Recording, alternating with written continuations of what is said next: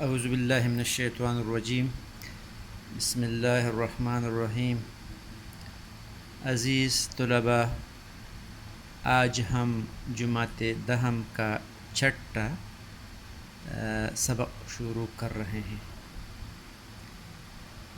آج کے سبق میں ہم الدرس الاول بے آیت نمبر 9 تا 20 اس کا جو ایکسرسائز ہے، مشق ہے، یعنی اس کے مشقی سوالات کو حل کرنے کی کوشش کریں گے۔ تو ایکسرسائز میں جو پہلا سوال ہوتا ہے وہ الکلمات والتراکیب کا، یعنی اس سبق کے جو مشکل الفاظ ہوتے ہیں اس کے معنی ہوتے ہیں۔ تو اس میں جو ہے پہلا لفظ ہے زاغت۔ زاغت ٹیڑھی ہو گئی، پھر گئی۔ ابتلیا آزمائے گئے، امتحان آزمائش کو کہتے ہیں ابتلا۔ میں نے آپ کو بتایا کہ ابتلا دو طرح کا ہوتا ہے، خوشی کا بھی اور غم کا بھی۔ اقطار اطراف، اقطار اطراف طرف کی جمع ہے۔ یولون الادبار، وہ پیٹ پھیریں گے۔ لا جب اس کے ساتھ جمع ہو جائے لا نفی کی جاتا ہے، لا یولون الادبار، وہ پیٹ نہیں پھیریں گے، چونکہ یہاں لا نہیں ہے، صرف یولون الادبار ہے تو وہ پیٹ پھیریں گے۔ یعصم، یعصم بچاتا ہے یا بچائے گا۔ ہلم، آؤ ہماری طرف یا ہماری طرف آ جاؤ۔ تدور اعینہم، گھومتی ہے ان کی آنکھیں، گھومتی ہے یا گورتی ہے ان کی آنکھیں۔ تدور کے معنی ہے گھومتی ہے، اعینہم کے معنی ہے ان کی آنکھیں۔ عین کہتے ہیں آن کو اور اس کی جمع ہے اعینہم، ان کی آنکھیں۔ یغشا، غشی طاری ہوتی ہے، بے ہوشی آتی ہے یا موت کی غشی آتی ہے۔ یغشا کہتے ہیں غشی طاری کو، موت سے پہلے انسان پر جو نزا کی حالت آتا ہے اس کو کہتے ہیں غشی، یغشا۔ حدادن کا مطلب ہے تیز، حدید سے ہے لوہا، لوہا چونکہ تیز ہوتا ہے تو اس لیے حدادن تیز۔ الاحزاب حزب کی جمع ہے جس کے معنی ہے گروہ، لشکر یا گروہ۔ الاعراب کہتے ہیں گاؤں والے، بدو یا دیہاتی، گنوارا، یہ سارے اس کے معنی ہیں۔ اعرابو یہاں لکھا ہے بدو، دیہاتی۔ الخناجرہ، خناجر خنجرہ کی جمع ہے جس کے معنی ہے گلہ، گلا۔ عورتن کھلا یا غیر محفوظ، عورت اس جگہ کو کہتے ہیں جو غیر محفوظ ہو۔ ما تلبسو، انہوں نے توقف نہ کیا یا وہ نہ ٹھہرے۔ تلبسو انہوں نے انتظار نہ کیا، انہوں نے توقف نہ کیا۔ تمتعون، تمہیں فائدہ دیا جاتا ہے یا تمہیں فائدہ دیا جائے گا۔ المعوقین، رکاوٹیں ڈالنے والے یا روکنے والے۔ اشخۃن، اشخۃن شخیخ کی جمع ہے جس کے معنی ہے بخیل، یعنی کسی کو کسی بھی طرح فائدہ نہیں دینا، اس کو کہتے ہیں بخیل۔ اور عربی میں اس کے لیے ایک لفظ آتا ہے اشخۃن، جو شخیخ کی جمع ہے۔ تو عزیز طلباء، یہ تو تھا آج کا مشکل الفاظ کے معنی، الکلمات و تراکیب۔ اس کے بعد اسی ایکسرسائز میں آتے ہیں اس کے جو سوالات جوابات ہے، تمارین، ابھی ہم اس کو کریں گے۔ عزیز طلباء، ہمارے اس ایکسرسائز میں 3 سوالات ہیں، اس کے جوابات دینے ہیں۔ اس میں جو پہلا سوال ہے وہ ہے کہ سبق کی آیات کی روشنی میں بتائے غزوہ احزاب میں اہل ایمان کو اللہ تعالیٰ کی تائید و نصرت کیسے حاصل ہوئی۔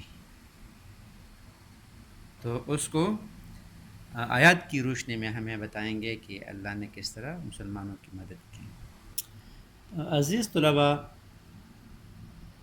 جب مدینہ میں موجود یہودیوں کے مشہور قبیلے بنی نذیر نے مسلمانوں سے غداری کی، تو پیغمبر صلی اللہ علیہ وسلم نے اس قبیلے کو مدینہ سے جلا وطن کیا، اور یہ سارا قبیلہ چل کر خیبر میں آباد ہوا۔ خیبر میں وہ آرام سے نہیں بیٹھ گئے، وہ ہر وقت مسلمانوں کے خلاف منصوبے بناتے رہے، اور ان کا جو سردار تھا اس نے ایک وفد لے کر قریش مکہ کے پاس چلا گیا۔ ابو سفیان اور یہ جو بڑے بڑے سردار تھے اس کے ساتھ مل گئے، اور انہوں سے کہا کہ چلو، ہمارے تو مذہبی اختلافات ہے، لیکن مسلمانوں نے ہمیں بھی نقصان پہنچایا ہے اور آپ کو بھی پہنچایا ہے، تو اس طرح کرتے ہیں کہ اپنے اختلافات اور دشمنیاں بلا کر ان کے خلاف ایک بڑا فوج تیار کرتے ہیں، تاکہ مسلمانوں کے جو طاقت ہے، ابھری ہوئی طاقت ہے، اس کو ہم ختم کر سکیں۔ تو وہ ان کا جو سردار تھا خوئی بن احتب، وہ اس میں کامیاب ہو گیا۔ ابو سفیان اس کے ساتھ مل گیا، سارے عرب کو مسلمانوں کے خلاف اکسایا، اور ساتھ ساتھ عرب کے جو ارد گرد قبائل تھے، اس میں جو سب سے بڑا قبائل میں جو سب سے بڑا قبیلہ تھا وہ بنی غطفان تھے، اس کو بھی اپنے ساتھ ملایا، اور ان کو لالچ دی کہ جب ہم مدینہ پر حملہ کریں گے، کامیاب ہو جائیں گے، تو خیبر کے جو باغات ہے، اس کے جو پھل ہے، فروٹس ہے، وہ ہم سب آپ کو دیں گے۔ یعنی لالچ دے دیا بنی غطفان کو، پیغمبر صلی اللہ علیہ وسلم کے خلاف ان کو اکسایا، تو راضی ہو گئے۔ اور اس کے ساتھ ساتھ ان کے اور بھی قبیلے تھے، بنی اسد، بنی مرہ، بنی اشجع، یہ سارے مسلمانوں کے خلاف انہوں نے اکٹھا کر دیے، اور مختصر یہ ہے کہ انہوں نے ایک بہت بڑا اتحاد بنایا مسلمانوں کے خلاف۔ اور مختلف روایت میں آتا ہے، کچھ میں 12,000، کچھ میں 24,000 کا تذکرہ ہے، کچھ میں 7,000 ہے، لیکن عام طور پر مشہور یہ ہے کہ 12,000 فوج کا ایک اتحاد بن گیا مسلمانوں کے خلاف، اور یہ 12,000 فوج مدینہ پر انہوں نے تینوں طرف سے حملہ کر دیا، یعنی ان کا محاصرہ کر دیا۔ اس طرح پیغمبر پاک صلی اللہ علیہ وسلم کو جب اطلاع ملی تو انہوں نے صحابہ کرام سے مشورہ کیا، اور سلمان فارسی رضی اللہ تعالی عنہ کے مشورے سے حفظ ما تقدم کے طور پر مدینہ کے ارد گرد خندق کھودنے کا منصوبہ بنایا۔ تو صحابہ کرام نے پیغمبر صلی اللہ علیہ وسلم کی سرکردگی میں اس طرح کیا کہ تقریباً 3,000 صحابہ کرام نے 6 روز کی سخت محنت سے 5 گز چوڑی، 5 گز گہری اور تقریباً 1200 گز لمبی خندق کھودی تھی، اور اس خندق کھودنے کے دوران عجیب و غریب واقعات آئے ہیں، ابھی اس کا موقع نہیں ہے کہ میں اس کو ذکر کر سکوں، لیکن مسلمانوں نے بہت سختی سے، بہت مشکل کے حالات میں، سردی بھی تھی، خوراک کی کمی بھی تھی، سامان بھی نہیں تھا، اس کے باوجود انہوں نے یہ خندق کھود دیا۔ تو اور جب دشمن نے حملہ کیا تو مسلمان اس خندق کے اندر جو تھے وہ محصور ہو گئے. اس طرف کبھی کبھار ان کے حملے بھی ہوتے تھے کافروں کی. تقریباً 24-25 دن تک کافروں نے مسلمانوں کا محاصرہ کیا. تو جب محاصرہ 24-25 دن سے بڑھ گیا تو اتنی بڑی فوج کے لیے سامان رسد، ان کے لیے خوراک اور گھوڑوں اونٹوں کے لیے چارے وغیرہ کا بندوبست بھی بہت مشکل تھا. تو اس کی وجہ سے ان کے اتحادیوں کی حوصلے آہستہ آہستہ پست ہو گئے.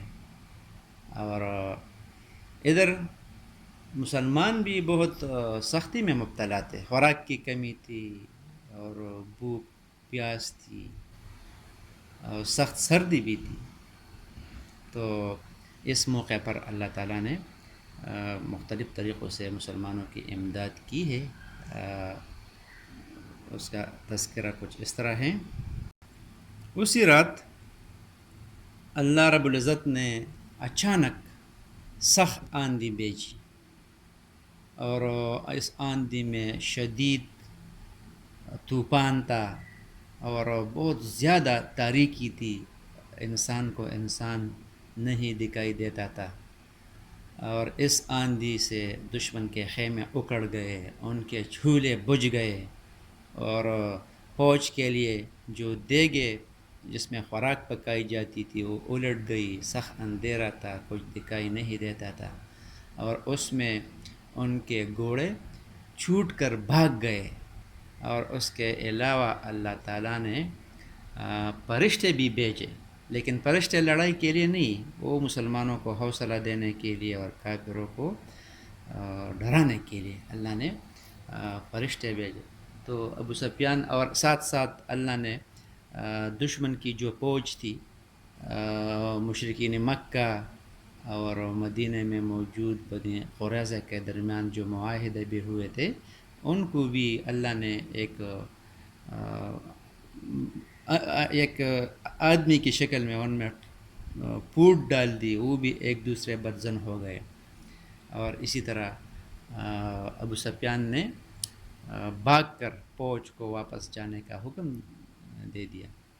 اور اسی طرح کافروں کی جو فوج تھی وہ ناکام و نامراد ہو کر واپس مکہ جانے لگی.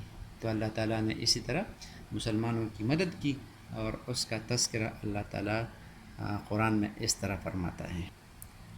آیت نمبر 11 میں اذ جاؤکم من فوقکم، جب وہ تمہارے اوپر سے، ومن اسفل منکم، اور نیچے کی طرف سے تم پر چڑھ آئے. دشمن نے حملہ کر دیا، بنو عطفان نے، قریش نے، یہودیوں نے. وَإِذْ زَاغَتِ الْأَبْصَارُ، اور جب آنکھیں پھر گئی، وَبَلَغَتِ الْقُلُوبُ الْحَنَاجِرَ، اور دل مارے دہشت کے گروں تک پہنچ گئے. وَتَظُنُّونَ بِاللَّهِ الظُّنُونَ، اور تم اللہ پر طرح طرح کے گمان کرنے لگے. هُنَالِكَ ابْتُلِيَ الْمُؤْمِنُونَ، وہاں مومن آزمائے گئے. وَزِلْزِلُوا زِلْزَالًا شَدِيدًا، اور اللہ نے ان کا سخت امتحان لیا. اور اس کے پہلے فرماتا ہے کہ یا ایھا الذین آمنوا اذکروا، اے مومنو اللہ تعالیٰ کی اس مہربانیوں کی یاد کرو. نعمت اللہ علیکم، جب اس نے تم پر نعمت کی. کب؟ اذ جاءتکم جنودا، جب تم پر فوجیں آئی. فارسلنا علیہم ریحا، تو ہم نے ہوا بھیجی. وجنودا لم تروها، اور ایسے لشکر نازل کیے جس کو تم نہیں دیکھتے تھے. یعنی اسی امداد کا ذکر اللہ نے اسی آیت میں فرمایا کہ تم پر جب فوجیں چڑھ آئی تو میں نے آپ کی امداد کی. ایسے فوج بھیجے جس کو تم نہیں دیکھ رہے تھے، مطلب فرشتے ہیں. اور تیز آندھی بھیجی، ریحن آندھی بھیجی. وکان اللہ بما تعملون بصیرا، اور جن کو تم جو کام تم کرتے ہو اللہ اس کو دیکھ رہا ہے. جب صبح نبی کریم صلی اللہ علیہ وسلم کو میدان دشمنوں سے خالی دیکھ کر ارشاد فرمایا کہ اب قریش کے لوگ تم پر کبھی چڑھائی نہ کر سکیں گے بلکہ تم ان پر چڑھائی کرو گے. تو مطلب یہ ہے کہ اس کے بعد اس غزوہ احزاب کے بعد قریش نے کبھی بھی مسلمانوں پر چڑھائی نہیں کی بلکہ مسلمانوں نے ان پر چڑھائی کی. عمرے کے لیے چلے گئے مسلمان اور اس کے بعد مکہ فتح ہوا. سوال نمبر 2 میں غزوہ احزاب کے دوران آزمائش کی گھڑیوں میں اہل ایمان اور منافقین کا طرز عمل کیا تھا.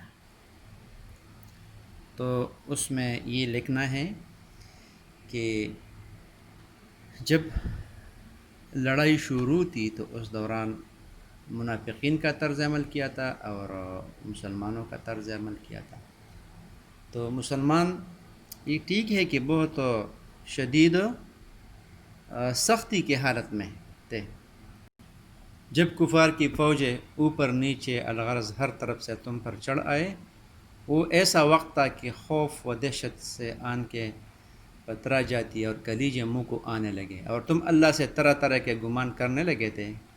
کمزور یقین والوں کے منہ سے بھی یاس و ہراس کے کلمے نکل جاتے. ایسے شدت کے موقع پر وسوسوں کا آنا طبی بات ہے کہ نہ معلوم اللہ کی مدد کب آئے گی. سچے اور ایماندار تو یہی کہتے تھے کہ اللہ تعالیٰ کا وعدہ حق ہے, مسلمان ضرور فتح یاب ہوں گے. بہرحال وہ وقت اہل ایمان کی پختگی اور استقامت کا زبردست امتحان تھا. سخت سردی کا موسم, غلہ کی گرانی اور کامیابی. صحابہ کرام بلکہ خود رسول پاک صلی اللہ علیہ وسلم بھوک کی شدت سے پیٹ پر پتھر باندھے ہوئے تھے, لیکن رسول اللہ صلی اللہ علیہ وسلم کی قیادت اور ان کی ہمت و استقلال نے انہیں ثابت قدم رکھا. اللہ تعالیٰ فرماتے ہیں کہ وَلَمَّا رَأَى الْمُؤْمِنُونَ الْأَحْزَابَ, اور جب مومنوں نے کافروں کے لشکر کو دیکھا, قَالُوا هَذَا مَا وَعَدَنَا اللَّهُ وَرَسُولُهُ, تو کہنے لگے یہ وہی ہے جس کا اللہ اور اس کے پیغمبر نے ہم سے وعدہ کیا تھا. وَصَدَقَ اللَّهُ وَرَسُولُهُ, اور اللہ اور اس کے رسول نے سچ کہا تھا. وَمَا زَادَهُمْ إِلَّا إِيمَانًا وَتَسْلِيمًا, اور اس سے ان کا ایمان اور اطاعت اور زیادہ ہو گئی. یعنی مسلمانوں کا طرز عمل یہ تھا کہ جب ان پر سختی کی گھڑی آ گئی تو ان کا حوصلہ اور بھی بلند ہو گیا. ٹھیک ہے, وہ کہنے لگے کہ اللہ اور اس کے رسول نے ہم سے وعدہ کیا تھا کہ ہم پر بہت سے تکالیف بھی آئیں گے, بھوک بھی آنا ہوگا, مختلف قسم کے بیماریاں, شدت, مال کی کمی وغیرہ. تو ابھی وہ موقع ہے جس کا اللہ اور اس کے رسول نے ہم سے وعدہ کیا تھا. تو اس سے, اس سختی سے, اس مشکل کی گھڑی سے ان کا ایمان اور بھی بڑھ گیا. تو یہ ہے مسلمانوں کا طرز عمل. اس کے مقابلے میں منافقین کا طرز عمل یہ تھا, مسلمانوں کے بالمقابل منافقین اور وہ لوگ جن کے دلوں میں روگ ہے کہنے لگے کہ اللہ اور رسول نے ہم سے جو وعدہ کیا تھا وہ سب فریب کا اور دھوکے کا وعدہ تھا. اور اس میں ایک گروہ کہنے لگے کہ یا اہل یثرب, یہ اسلام پر ٹھہرنے کا موقع نہیں ہے, بھاگ جاؤ, یعنی واپس کفر میں لوٹ کر چلے جاؤ. اور اس میں کچھ لوگ پیغمبر صلی اللہ علیہ وسلم سے سوال کر رہے تھے کہ اے پیغمبر ہمیں اجازت دے دے, ہمارے گھر جو ہے وہ غیر محفوظ ہے. اور اللہ نے فرمایا کہ نہیں, ان کے گھر جو ہے وہ غیر محفوظ نہیں تھے, بلکہ وہ کیا کرنا چاہتے تھے, وہ میدان جنگ سے بھاگنا چاہتے تھے. اور ان کا تذکرہ بھی اللہ تعالیٰ نے آیت نمبر 11 اور 12 میں کچھ اس طرح کیا ہے. وَإِذْ يَقُولُ الْمُنَافِقُونَ وَالَّذِينَ فِي قُلُوبِهِمْ مَرَضٌ مَا وَعَدَنَا اللَّهُ وَرَسُولُهُ إِلَّا غُرُورًا, اور جب منافق اور وہ لوگ جن کے دلوں میں بیماری ہے کہنے لگے کہ اللہ اور اس کے رسول نے تو ہم سے محض دھوکے کا وعدہ کیا تھا. اس کے بعد وَإِذْ قَالَتْ طَائِفَةٌ مِّنْهُمْ يَا أَهْلَ يَثْرِبَ یا اہل یثرب لا مقام لکم فارجعوا, اور جب ان میں سے ایک جماعت کہتی تھی کہ اے اہل مدینہ یہاں تمہارے لیے ٹھہرنے کا مقام نہیں ہے, تو پرجو, تو لوٹ چلو. وَيَسْتَأْذِنُ فَرِيقٌ مِّنْهُمُ النَّبِيَّ, اور ان میں سے ایک فریق پیغمبر صلی اللہ علیہ وسلم سے اجازت طلب کر رہے تھے.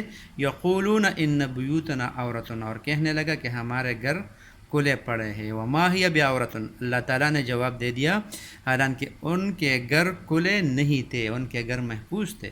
ان یریدون الا فرارا، وہ تو صرف بھاگنا چاہتے تھے.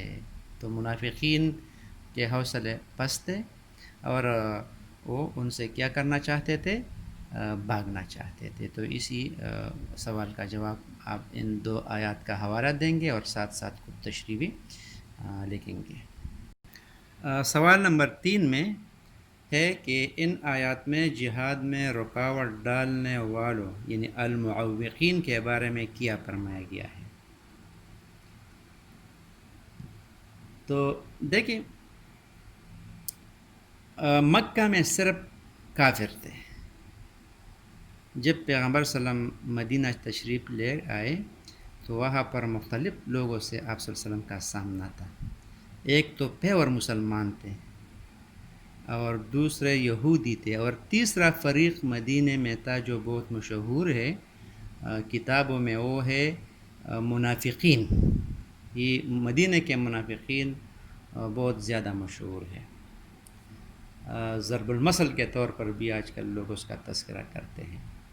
اور ان کا جو سردار تھا وہ تھا عبداللہ بن ابی بن سلول.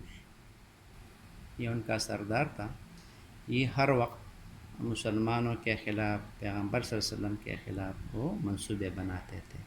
بظاہر وہ مسلمانوں کے ساتھ ہی تھے، ان کے ساتھ نماز بھی پڑھتے تھے، جہاد کے لیے بھی جاتے تھے، مختلف معرکوں میں شرکت بھی کرتے تھے، لیکن درپردہ یہ مسلمانوں کے خلاف تھے. تو یہ منافقین بہت خطرناک گروہ تھا. تو اللہ نے اس کا تذکرہ آیت نمبر 19 میں بہت تفصیل سے کیا ہے. تو چلو آتے ہیں آیت نمبر 19 دیکھتے ہیں، تو اس سے اس سوال کا جواب ہمیں آسان ہوگا. آیت نمبر 19 نہیں بلکہ آیت نمبر 18. اللہ فرماتا ہے کہ قد یعلم اللہ المعوقین، اللہ تعالیٰ تم میں سے ان لوگوں کو بھی جانتا ہے جو لوگوں کو منع کرتے ہیں. معوقین زبردستی کسی کو منع کرنا کسی کام سے.